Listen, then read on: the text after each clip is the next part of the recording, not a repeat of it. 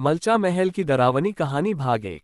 दिल्ली के घने जंगलों के बीच छिपा हुआ मलचा महल आज भी कई रहस्यमयी किस्सों के लिए जाना जाता है।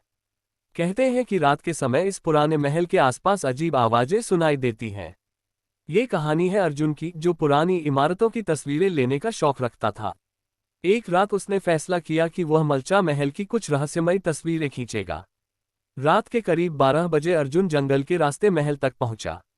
चारों तरफ सन्नाटा था। पेड़ों की शाखाएं हवा में ऐसे हिल रही थीं जैसे कोई उसे रोकने की कोशिश कर रहा हो। जैसे ही वह महल के अंदर गया, उसके कैमरे की लाइट अचानक बंद हो गई। तभी उसे ऊपर की मंजिल से किसी के धीरे धीरे चलने की आवाज सुनाई दी। ठक ठक ठक। अर्जुन ने हिम्मत जुटाई और सीढ़ियों की तरफ बढ़ा। वहां उसे दीवार पर एक पुरानी तस्वीर दिखाई दी। तस्वीर में एक शाही परिवार खड़ा था, लेकिन सबसे डरावनी बात यह थी कि तस्वीर में एक लड़की का चेहरा धीरे धीरे बदलता हुआ लग रहा था। अचानक पीछे से किसी ने फुसफुसाकर कहा, तुम्हें यहां नहीं आना चाहिए था।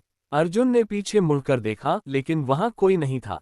तभी महल का एक बंद कमरा अपने आप खुल गया। अंदर एक पुरानी डायरी पड़ी थी।